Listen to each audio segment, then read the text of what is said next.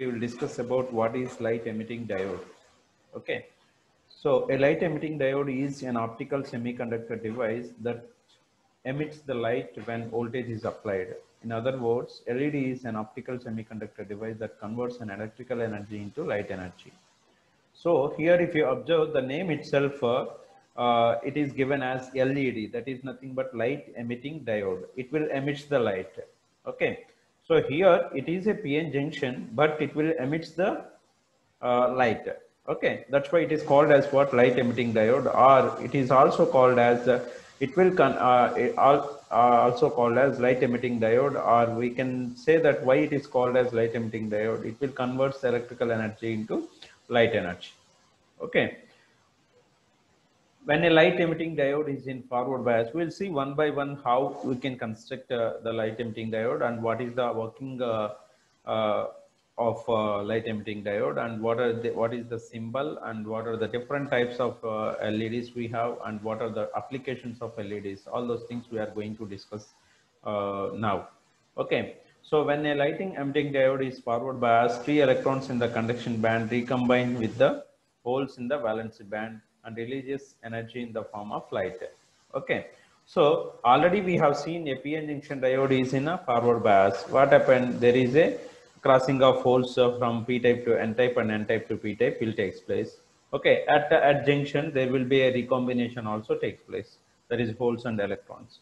That recombination concept we are going to use here in the concept of light emitting diode. Okay. So that is the point. And basically the light emitting diode can be operated in forward bias. If you consider varactor diode and at the same time photodiode, both will be in a reverse bias condition we are going to operate.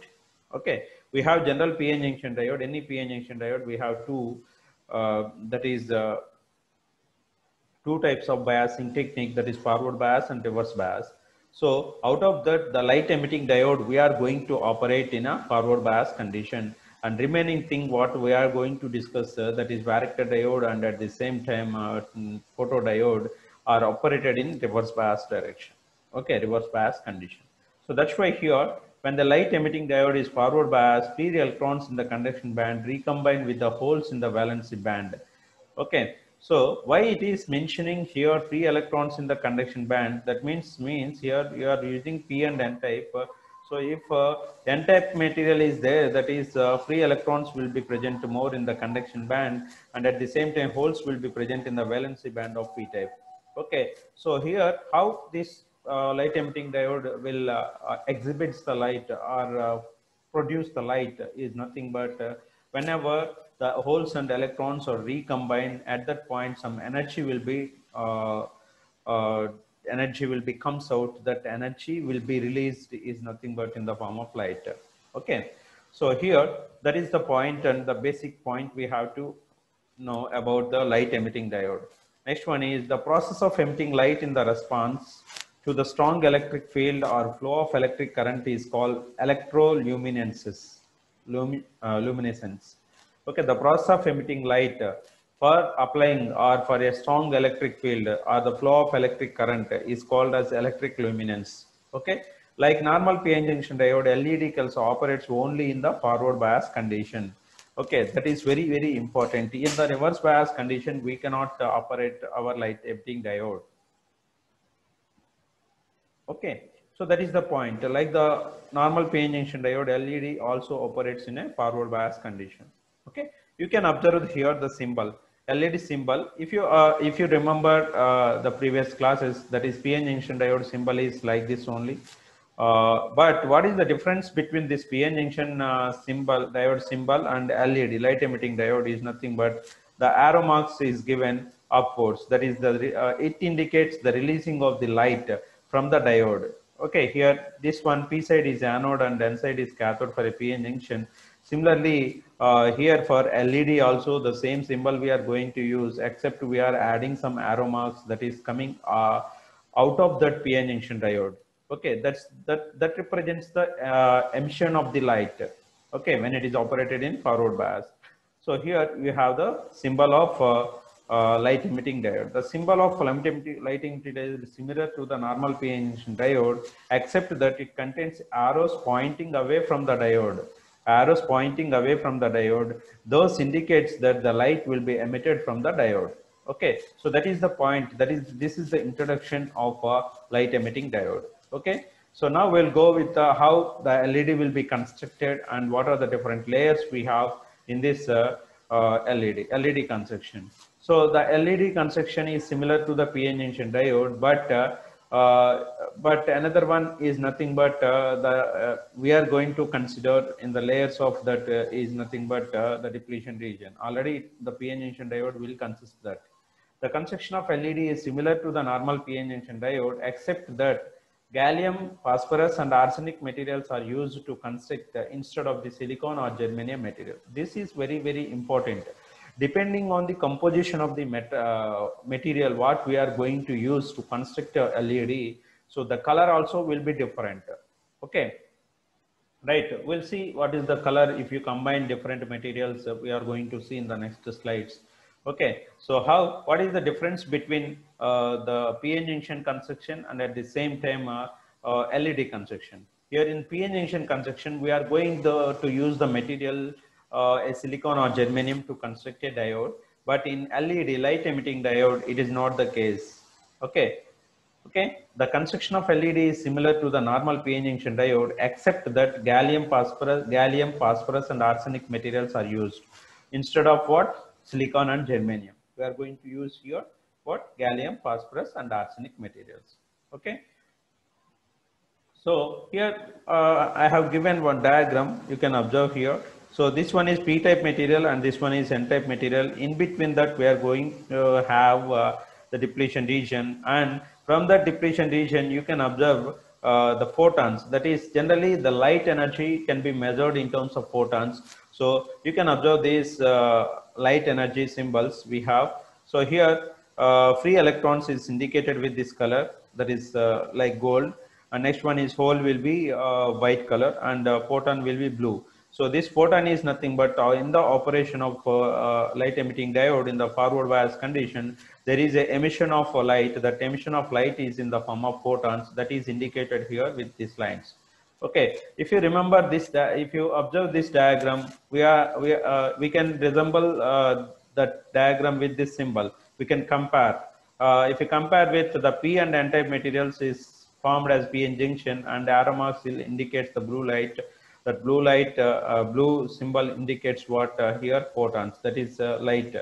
Okay, so that is the point here we have. One of the methods used to construct LED is to deposit 3 semiconductor layers on the substrate. The 3 semiconductor layers deposited on the substrate are a P-type semiconductor, N-type semiconductor, and active region. Okay, active region is nothing but here for our purpose it is depletion region. Active region is present in between the N-type and the P-type semiconductor layers.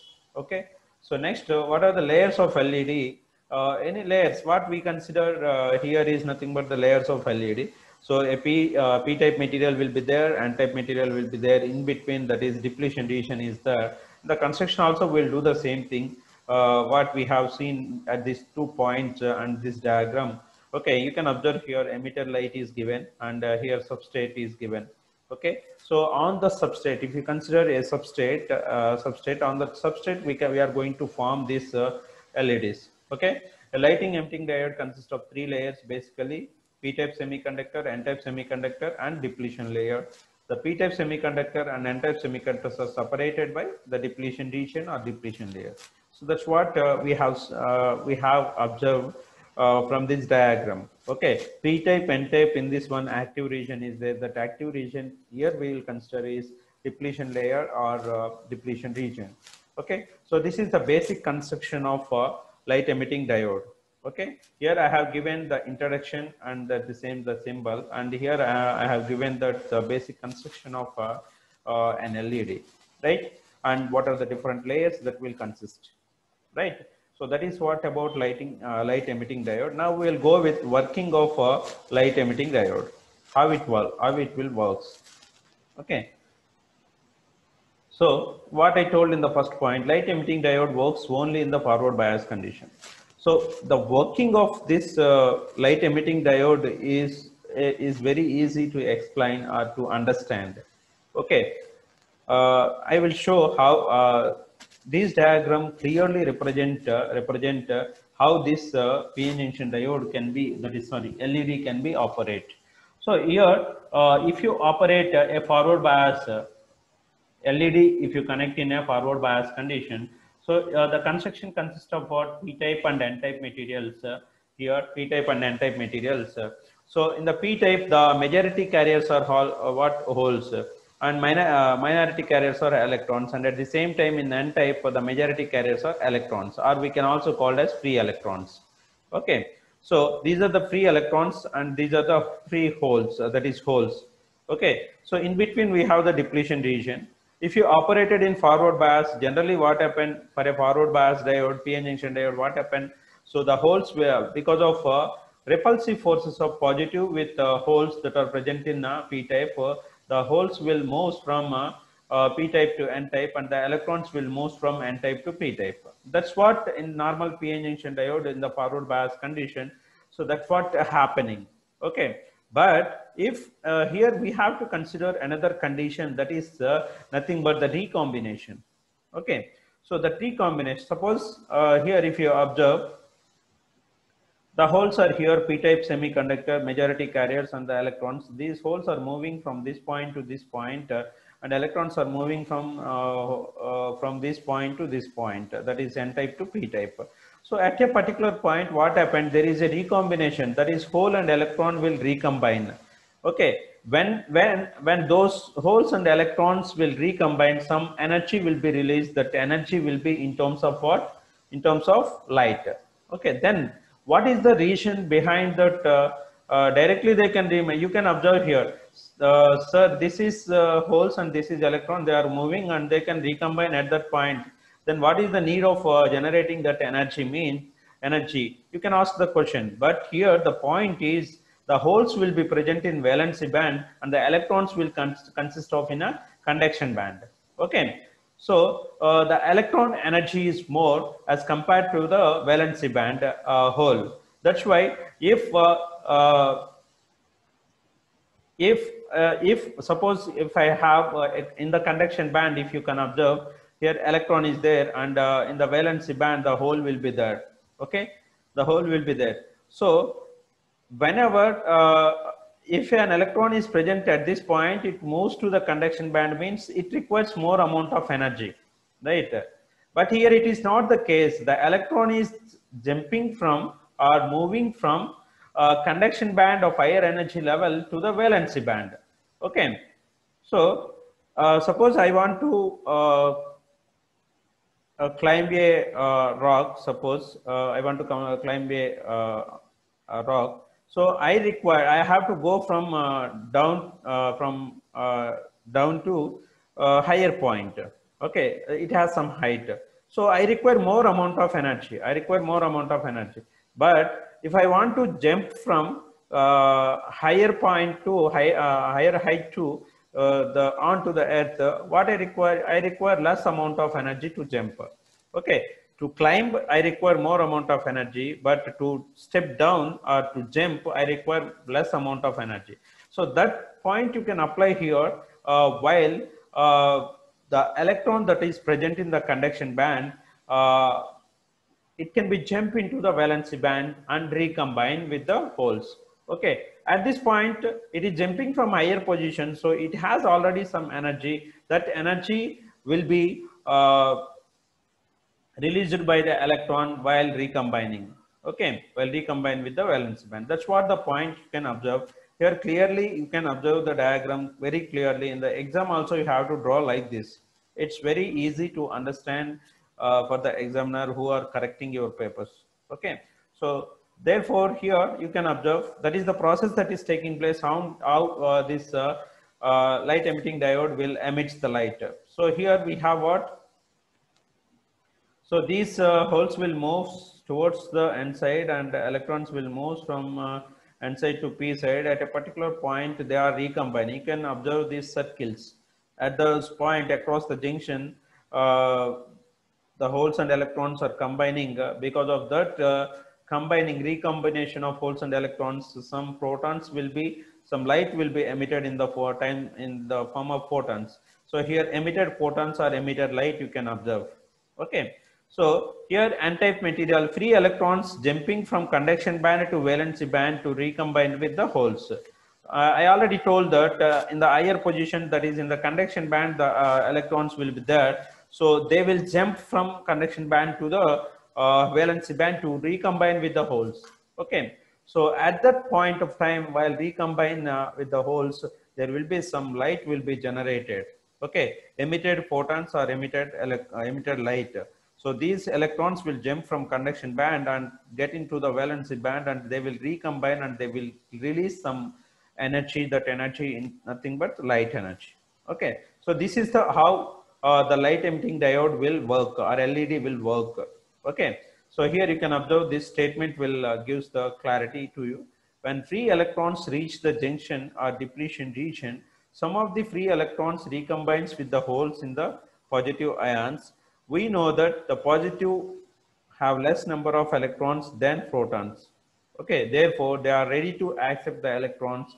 Thus free electrons recombines with the holes in the depletion region. In the similarly, holes from p side recombine with the electrons in the depletion region. Okay, because of recombination, as I explained, there will be some generation of energy. That energy is in the form of light. Okay, so the charge carriers recombine in forward bias p-n junction as the electron cross from n region and recombine with the holes existing in the p region. Free electrons in the conduction band of energy level, while the holes are in the valency energy band. So they will recombine and they will release some energy. Okay, that the energy level of the holes will be lesser. I already told that it is valency band means the energy level of it is very less, and the conduction band electron is that is nothing but in the upper energy level. This is the very lower energy levels, and these are nothing but upper energy levels. So the energy level of the holes will be lesser than the energy level of the electrons. Some portion of the energy must be dissipated in order to recombine the electrons and holes. This energy emitted in the form of heat and light. So that is nothing but what we have. You can observe here also I have given one diagram. So they are combining, they are coming from n-type electrons coming from this side to this side, holes will coming from this side to this side. What happened here? Conduction band, Fermi level is there, and band gap and valency band. So the electrons will jump from this conduction band and they will come into the valency band and recombine with the holes that are present. You can observe here, this electron comes here and it is recombined with the holes. So while jumping from upper energy level to lower energy level, so what happened is there will be a generation of light will take place. Okay, so that is the operation of working of light emitting diode. Okay, the electron dissipate energy in the form of heat for silicon and germanium diodes. So if you consider normal p-n junction diode, we are going to construct that normal p-n junction diode with what with silicon and germanium. But here already I have mentioned in the first point itself what is the main difference between this. The process here, the first point itself I have given here, where it is, yes, the construction of LED is similar to the normal p-n junction diode, except that gallium, phosphorus, arsenic materials are used to construct the instead of silicon and germanium. So if you consider a silicon here in the silicon and the germanium p-n junction diode, there will be also recombination takes place, but they cannot emit in the form of light. But if you observe here, what we are going to construct with germanium, gallium arsenide phosphide and gallium phosphide semiconductors, the electron dissipate energy by emitting the photons. Photons are light energy. Okay, that is the main difference. You have to observe what is the main difference between normal p-n junction diode and LED. Normal p-n junction diode will be constructed by using silicon or germanium, but our LED will be constructed by gallium phosphide and arsenide materials, combination of them. They will the normal p-n junction diode will emit heat whenever an electron and hole is recombined, but here it emits in the form of light, that energy. So this is working of light emitting diode. Okay, so you can also, we have you can observe different colors will obtained in if you observe in the lighting. So LEDs will be there. Okay, whenever in our home, the functions will be there. In the functions, the decoration will be done with LEDs, right? And at the same time, we have different color and LEDs. How you will get those color LEDs, and how what are the combination of the materials we have to use for different colors. Okay, so we are going to use different combination of materials like gallium arsenide phosphide. Okay, or aluminum gallium indium phosphide, like that we are going to combine. Okay, I already explained at the time of semiconductor materials. We have single crystal semiconductor material, that is germanium and silicon. We have compound materials, compound semiconductor material, that is nothing but formed by aluminum, gallium, indium, like that. So the same combinations we are going to use to obtain the different colors.